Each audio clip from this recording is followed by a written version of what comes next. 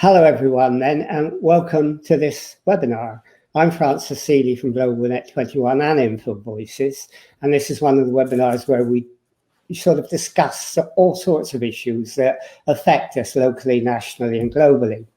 And today, one of the overwhelming issues, in fact the most overwhelming issue really, is climate change, because that's going to affect us increasingly as the years go by and is already affecting us.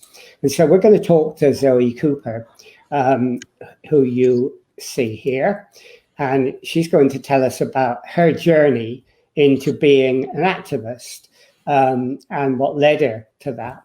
So Zoe, welcome, welcome to being on here today. And maybe you could start by telling us just a little about yourself. Thank you, Francis, and thank you ever so much for inviting me to the webinar. It's really great to be here. So a bit about myself. So I live in Southgate, North London. I'm a mother of three beautiful daughters, and I work for a marketing and localization agency.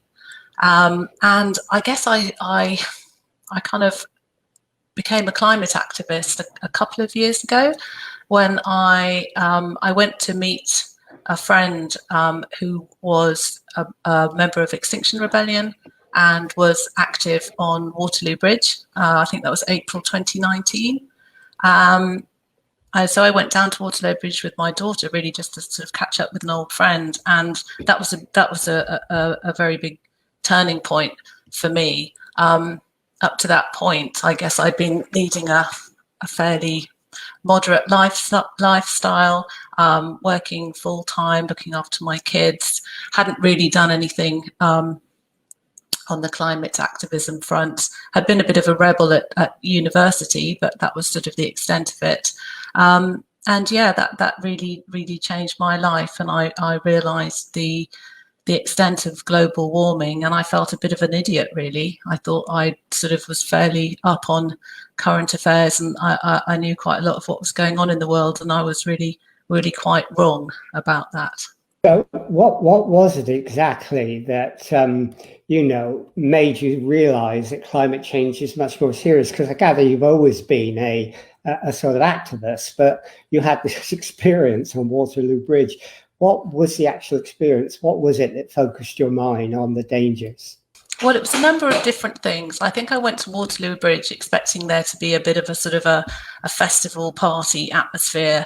And like I said, I'd just gone to catch up with an old friend, and the atmosphere was incredible. There were lots of people there of all ages, all walks of life, and who were obviously very passionate about the climate. And I joined an induction session, and I learned obviously a lot about Extinction Rebellion, but I learned about some of the shocking global statistics about climate change, and for the first time heard the sixth mass extinction. I had absolutely no idea we could be heading for the sixth mass extinction. That was very shocking, terrifying. I was with my daughter, who was sort of 15 at the time, and we were both sort of looking to each other for, well, I guess for reassurance that perhaps this wasn't true. But we stayed with the induction.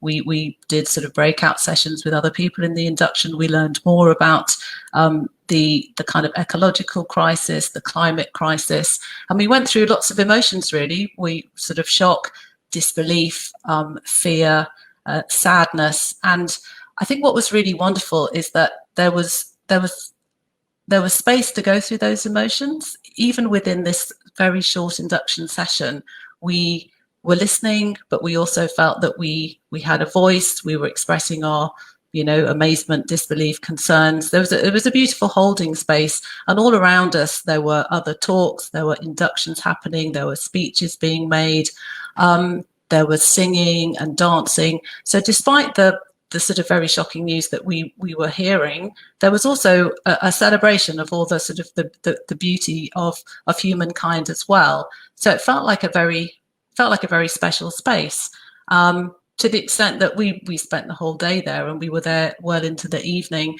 And I went back to the protests sort of day on day. And if I was working, I would go back in the evening. And obviously Waterloo Bridge was not held for the entire duration, but then I went to Marble Arch and pretty much signed up and kind of offered my services there and then, because I wanted to learn more, but I also wanted to do more, and I wanted to be a lot more active than I had been up to that point.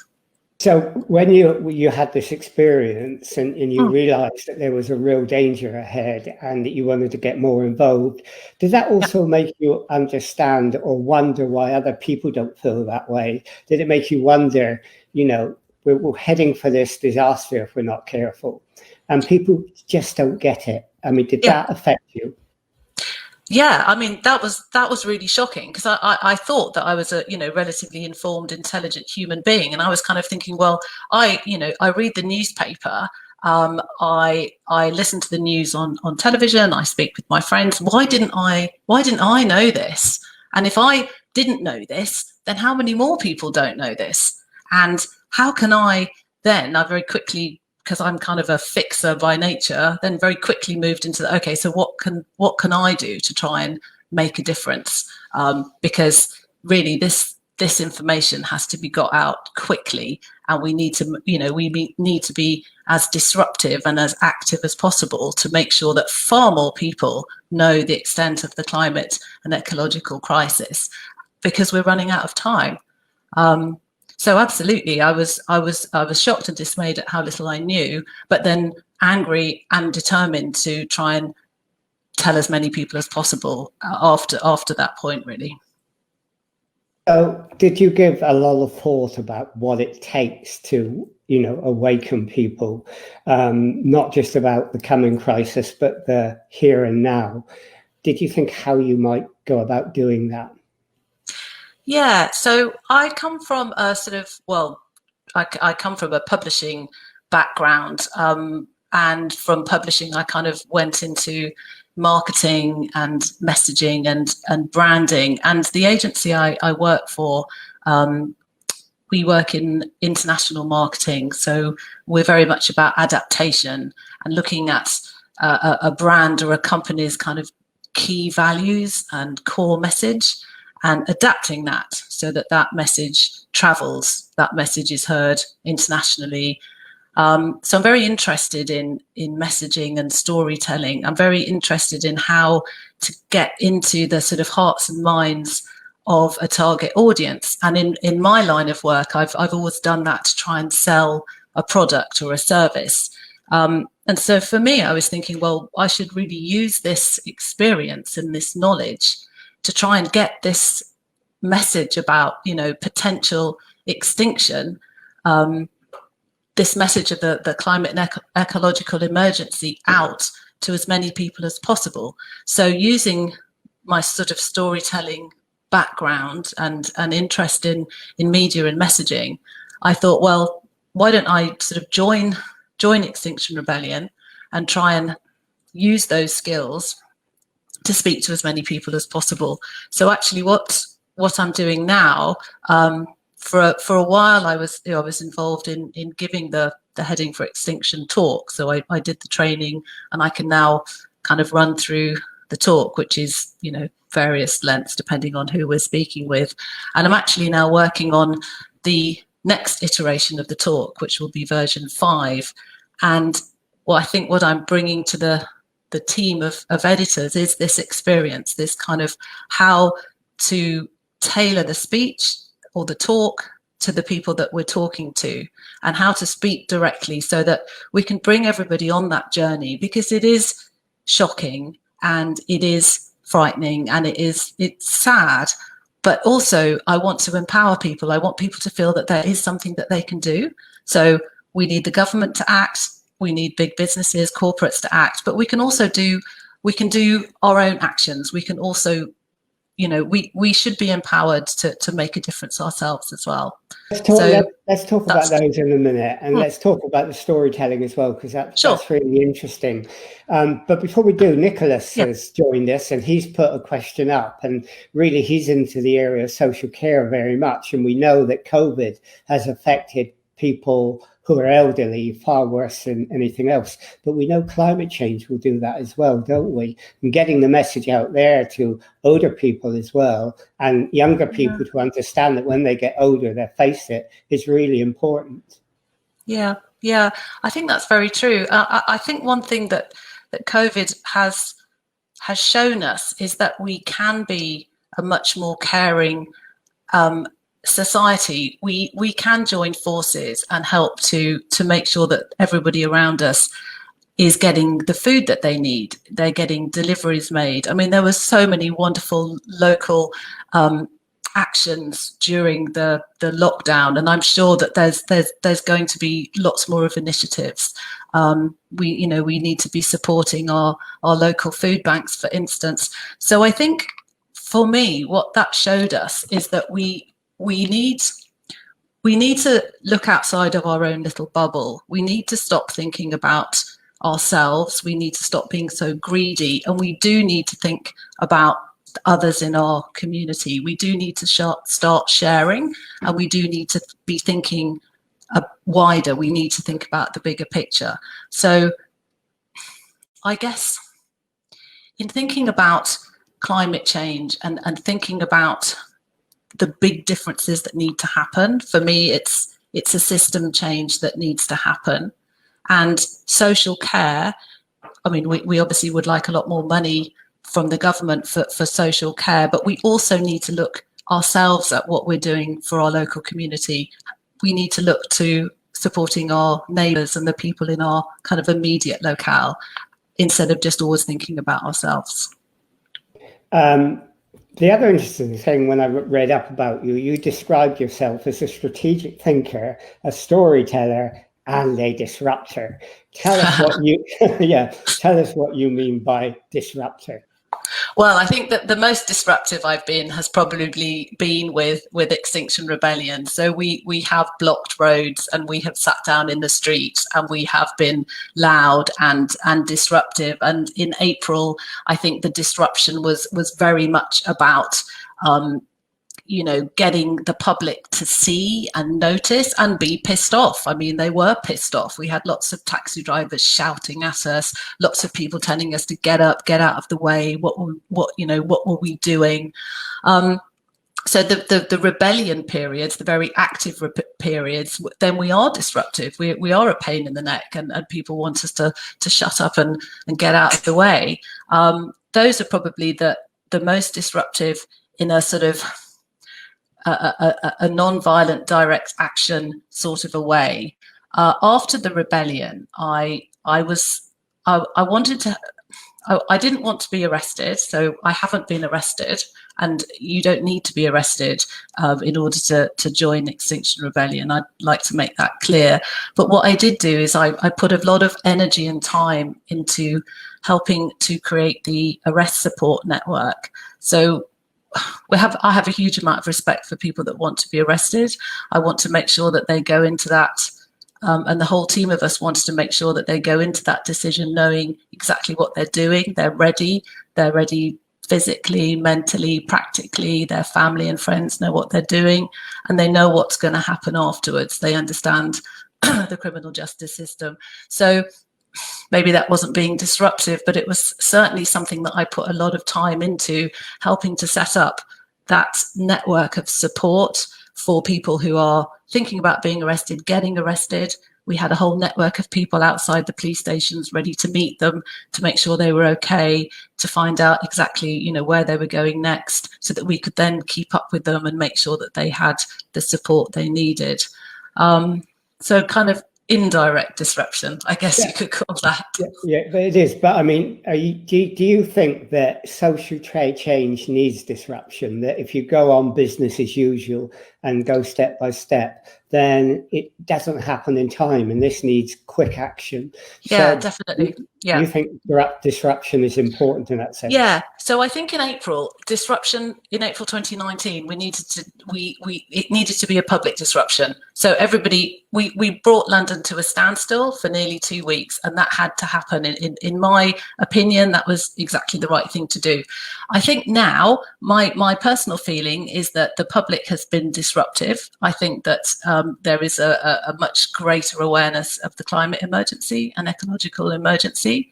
And now I think I would like to be less disruptive towards the general public and much more disruptive to government and big businesses. I think this is where the main disruption needs to happen, because that's where the biggest change has to happen, and that's where the biggest change can happen. So that's where my disruption would be focused on local government, on local councils, and also on central government. But the other thing that you do, and you started telling us about that earlier, is storytelling. I guess you're in marketing, and storytelling is a part of what you do. But there are a lot of articles being written now that say storytelling about people who've been through climate change is pretty important in getting people to understand what the situation is. So, you know, how your story has become really the story of we're heading for extinction, yeah? But before we go into that, how important do you think storytelling is? I think it's really crucial. I think it's, I mean, we respond, human beings respond really well to stories, but climate change, the climate emergency, isn't something that we've experienced before. So it's something new. It's not an immediate threat. It's not something that we can see or feel or touch in a particularly direct way. So I feel like the best way to talk about it is to talk about different people's experiences. And I think that stories and bringing personality and journeys and heroes and beginning and middle and end, that is the way to try and bring to bring the climate crisis closer to people, and for people to kind of get a sense of what it is. I mean, one small example of, I'm not sure if you would call it storytelling, but one example of something that I did fairly recently is, it's a silly thing. I had one of those brown plastic tubs for putting my food waste in that gets picked up by the bin men every week, which is brilliant. And it broke, the lid came off. So instead of writing to the council and asking for a new one, I thought, well, I would use a local app and I'd see if anyone had one that they could give to me. Maybe they weren't using it, perhaps they got a couple of them. So I put I posted my request, does anyone have a spare food bin? And lots of people said, oh, you need to write to the council. Oh, it takes ages. The council's really slow. I've been writing to them for months. And I said, no, actually, I don't really want a new one. I've already got this piece of plastic sitting in my garden. I don't want a new one. I was just wondering if anyone had a spare one. And actually, someone did have a spare one, which she kindly left out for me. And I, picked it up and thanked her very much. And then what I've done with my old one is I've put some holes in the bottom of it, and I'm now growing plants out of it. And since I've done that, I've mentioned this to a few people, and they've said, oh, that's a really great idea. I've got a couple of spare, bins I'm not using. I'm going to do exactly the same thing. And so on a very small scale, that's one small personal story, which is suggesting that reusing and sharing things is actually quite a good way forward. You don't necessarily have to rush out and get something new.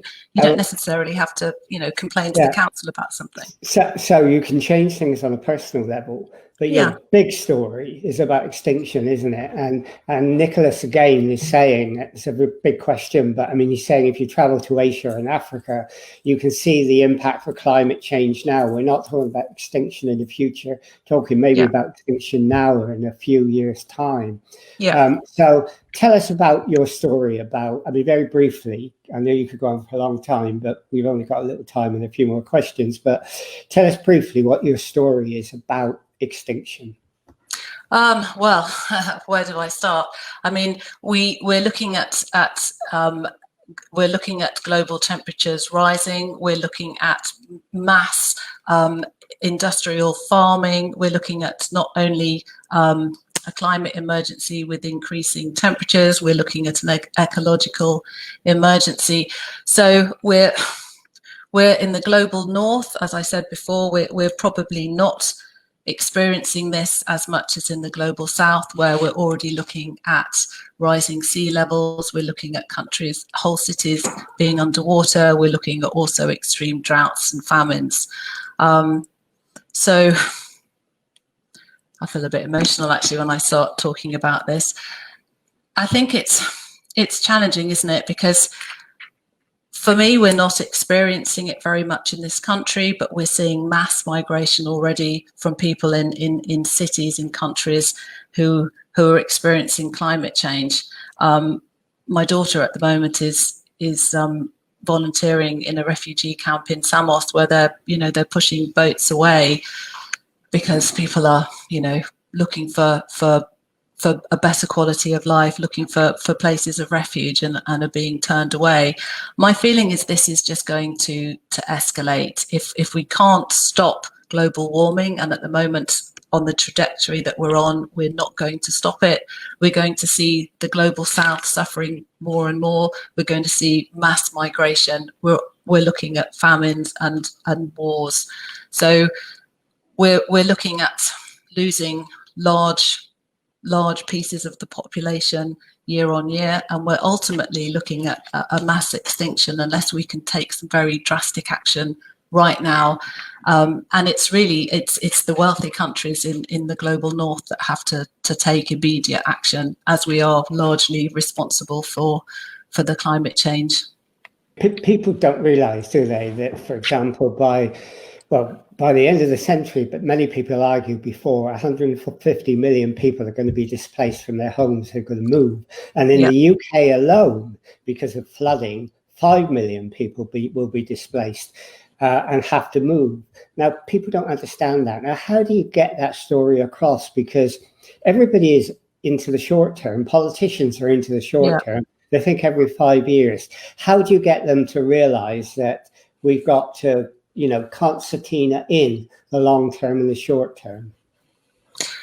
Politicians, I think it's very difficult, isn't it? But I mean, the bottom line is you can be as short term as you like, but we're talking about the future of this planet. We're talking about the future of the human species. I mean, the planet will survive. Are we going to make it? And at this rate, we're absolutely not.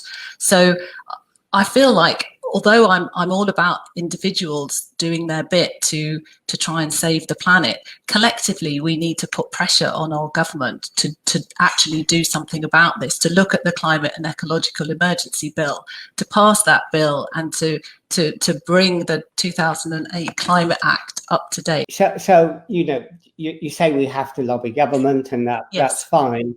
Yeah. But how do we get the message out to the general public? People who want their holidays and islands, people who want to eat, drink and be merry, because that's the way our culture is. That's the way we've been brought up. And we have to think of culture change. Do you think COVID-19 has helped to make people realise that a culture change is necessary in the future?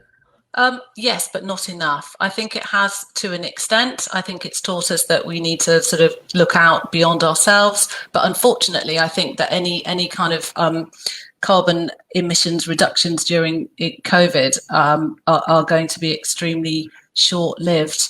I mean, it's difficult, isn't it? I think it's about going and talking to people. So it's going into schools and colleges. It's going into places of work. It's going into sort of networking groups. It's trying to talk to as many different people as possible about both the risks of carrying on as we are now, but also the advantages that are there if we don't. So it's not all bad. It's not all about we can't eat, drink and be merry. We can, but it's about showing people a different lifestyle, a lifestyle that's perhaps a bit more inclusive, a bit more caring. It's not so much about me, which doesn't necessarily have to be a bad thing. So for me, I think it's kind of carrot and stick. So here are some alternative ways to live your life. So how about driving less? How about cycling more? How about not buying fast fashion? How about reducing the amount of meat that you eat? How about embracing working from home? Although actually, to be honest, most people are doing that now. So there are lots of things that you can do. which don't necessarily have to be really punitive. They're not necessarily a bad thing. So if you show people some alternatives, but also show them the effect that the effect on the planet and really on our future if they don't actually make some of those changes to their lives. So I think it's getting the balance. I mean, that balance, I think, is important, because if you tell people there is a balance, it's not all disruption, it's also doing things individually, they are more likely to come on board. Now, I know you're interested in NCAF, the Info Climate Action Forum, and we've got, you know, around 90 members now of that from civil society. And that's a huge resource of talented people and informed people who could tell their story. Yep. How important is it, do you think, we should get into storytelling about alternative ways of doing things, like you just said, and stories about people who are badly affected globally, and even here because of extreme weather conditions? Do you think it's important that we start beginning to tell those stories? Yes, definitely. And in my experience, when I've given the Heading for Extinction talk, the stories about people outside the UK are listened to sympathetically, but the stories about people in the UK, and the more local you can tell the story, the better. So I can talk about and have shown pictures of London with various sort of levels of sea rise. And those are shocking. So we can look at sort of projections of what the Thames might look like in sort of 10, 15, 20 years time. Those are the kind of stories and the kind of visuals that have a lot more impact. So, I mean, someone said to me, I don't know, a few months ago, oh, I'm sick of looking at sort of skeletal polar bears on melting ice caps. So that, it's almost like we've become a bit hardened to that, sadly. We're not really even seeing or hearing it. And ironically, after 2019, I feel like there was a lot more awareness of the climate emergency. And you do hear about it being spoken. It is spoken about on the news quite a lot more. But in some ways, we've almost become a bit deaf to it. It's almost like, well, I hear it quite a lot on the radio, therefore somebody somewhere must be doing something about it. So what I'd like to say is that actually not enough is being done about it. And here are some local stories of people who are making a difference. But here are some local stories of some of the difficulties that people are having because of the climate emergency. So I think the more local, the better, and the more impactful the stories will be. And is it only necessary to do that, or can you sort of relate it to what's happening globally as well, so that they understand we're all in this together? Yeah, I think it has to be related to globally, because you're right, we are all in this together, and we don't want to, we can't look at it in isolation.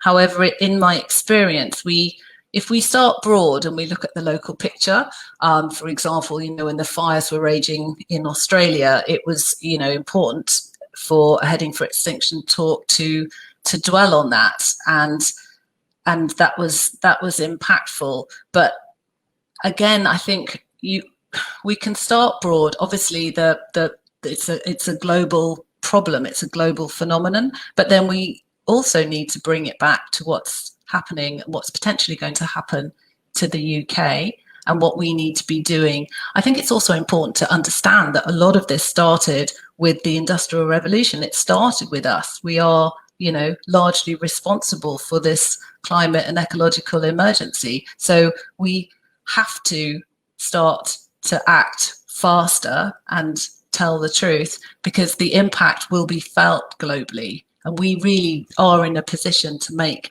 those big changes. And you know, you're a marketeer, your profession is marketing. Yeah. How do we get the message out? How do we disseminate it? What's your advice on that? Well, I think I'd probably just go back to my kind of marketing, my marketing principles. So I would think about who we're talking to, who is the audience. So are we going into a school? Are we going into a college? Are we going into an ad agency? Are we going into a private members club? Who are we talking to? What is actually going to get them to sit up and listen? So let's give them that information. Are we going to scare them, shock them? What are we going to do to make them listen? And then what kind of solutions can we give them so that they feel like they can actually start to make a difference? So I would do that. I'd do my research. I'd figure out who we're talking to. I'd have a look at the content or the talk or the information that we want to give. I'd tailor it for that audience, and then I'd give them some action points, because what do we want them to do at the end of the talk? Do we want them to we want them to be on our side? We want them to go home and we want them to have a chat with their family, with their loved ones. We ideally want them to go into their workplace and make some changes there. So I guess I would look at what I want to achieve, figure out who the audience is, and then tailor that message, that talk, that interview, if it's an interview, to get the results that we need, that will ultimately help to save the planet. And is it important not to keep frightening people, but to give them hope and to give them purpose? Yes, I think so. I think now people are mainly aware, or certainly more aware than they were a year ago. So there's no point scaring people, because if it's so doom and gloom, then people are like, well, what can I do? I'm just going to carry on because it's the easiest thing to do. If we're all doomed, then what can I do? So there needs to be a message of hope, but there also needs to be a realistic message that we really need to, get a move on and make some big changes now. It's not a case of, tiny changes on an individual level. It's really about putting pressure on government to make some big changes. If anybody wanted, we've come to the end of the interview now, but if anyone wanted to get in touch with you and find out more, how would they make contact? They can drop me an email if they would like to. I can leave my email address at the end of the webinar, if that would be helpful. That's probably the best way to get in touch. Anyhow, I think it's a really interesting interview, because you talked about your journey, and clearly in that journey you become incredibly committed to what you do, and you've got a lot of really good ideas, which I think will make other people think about what they can do. So, thank you for joining us, Zoe, and it's been, a pleasure to have you and to listen to what you had to say. So we'll end this interview now.